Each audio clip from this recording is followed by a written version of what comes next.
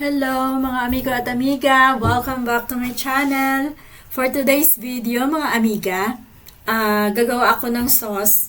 Kasi ang sauce kasi pag ilagay mo na lang sa ref, tapos pag anytime na gusto mo, magluluto ka na lang ng pasta, tapos naka-ready na yung sauce mo.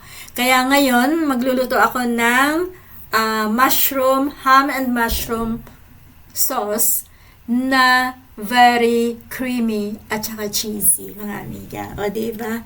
Kaya ang sarap-sarap nito, mga amiga. Hindi lang siya ganun ka-healthy, pero paminsan-minsan lang naman to, hindi naman lagi-lagi. So, ito muna ang ginawa ko. Nilagyan ko muna ng mantika bago ang butter kasi pag butter inuna ko, madali siyang masunog, kaya kailangan may mantika muna. Tapos, gigisa ako ng sibuyas.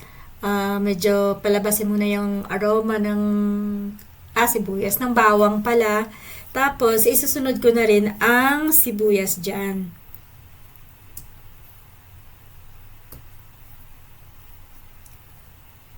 So, medyo matagal-tagal nga ako dito kasi may ginagawa yata ako dyan. Nakalimutan ko. Buti hindi yung nasunog talaga yung bawang.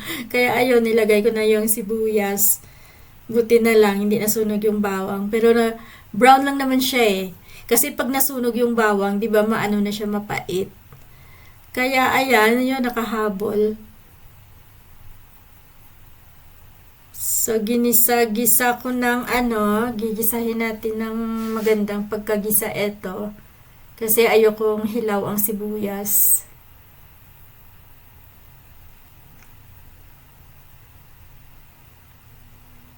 Creamy and cheesy.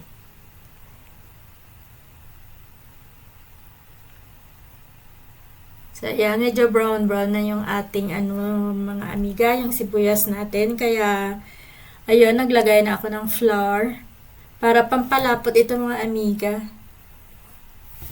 Tapos, alam nyo, pag naglalagay ako ng flour, sinasama ko siya sa gisa kasi kung hindi, kung halimbawa ilagay ko lang siya sa dulo, siya, yung lasang flour, lasang harina siya. So, pag ginisa mo siya, mawawala yung lasa ng harina. Yan ang technique, yun ang tip ko, mga amiga, sa inyo.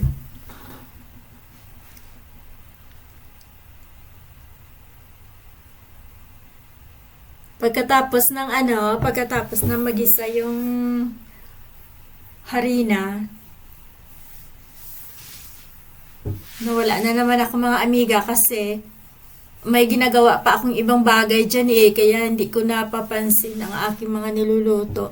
Pero so far, hindi naman siya nasunog, mga amiga Okay pa naman siya. Maganda nga yan, medyo matagal-tagal. Tapos, ayun, nilagyan ko na ng gatas.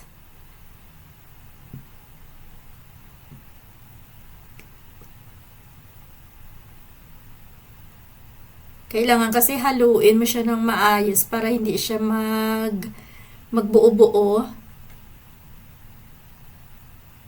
O, diba? Ito pa lang, diba? Mukha na siyang masarap, mga amiga.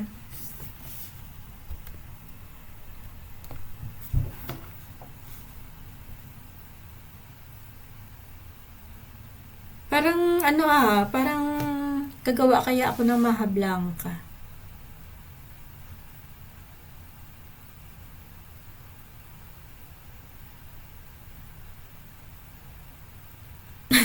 Sauce ang ginagawa ko, tapos maha blanca yung nasa isip ko.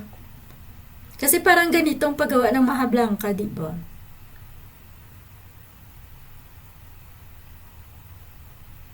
Tapos yan, nilagay ko na yung ginisa kong ham kanina.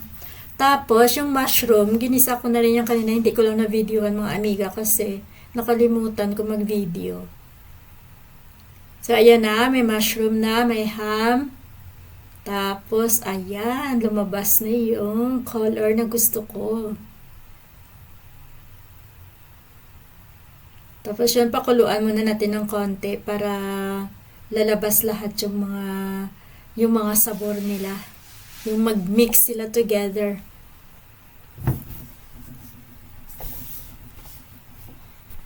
At nilagyan ko na rin ng seasoning powder, seasoning cube. Tapos, dinurog ko siya, kaya naging powder siya. Tapos yun, napansin ko, masyado siyang malapot, kaya dinagdagan ko siya ng tubig. Ng tubig, ng gatas. O, diba? Purong-puro yung aking ginagawa. Walang tubig dyan. Hindi siya healthy, mga amiga. Pero, yun nga, bihira lang naman. Tapos yun, nilagyan ko pa ng cream. O, diba? Kasarap talaga.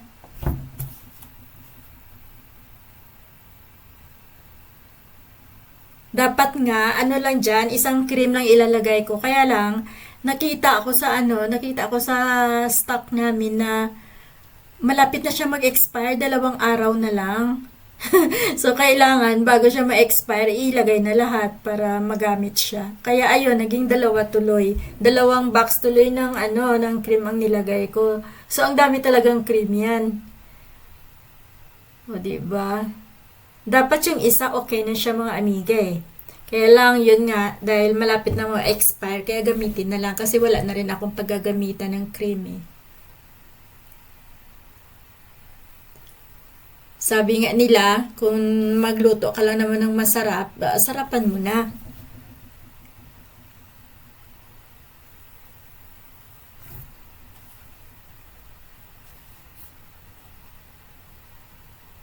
Tapos yan, pinakulo ko na lang ng konti para maluto lahat.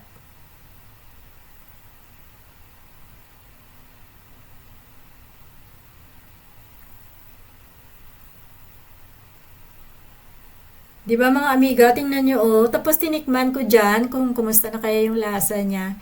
Nakalimutan ko nga hindi ko na video pala mamaya kanina. Paglagay ko ng pepper, nilagyan ko pa yan ng black pepper. Tapos, ayun, nilagay ko pa siya ng cheese. O bongga, di ba? Grabe yan. Grabe hindi healthy. Pero masarap talaga yan eh. Sige lang, bira lang naman niya, paminsan-minsan, di ba? Hindi naman lagi. Ngayon nga lang ako nakaluto niya, yung tagal ko na rin hindi nakaluto niyan. Kaya, ayan na, okay na yan mga amiga. So, thank you for watching mga amiga. See you on my next vlog. Bye-bye. God bless.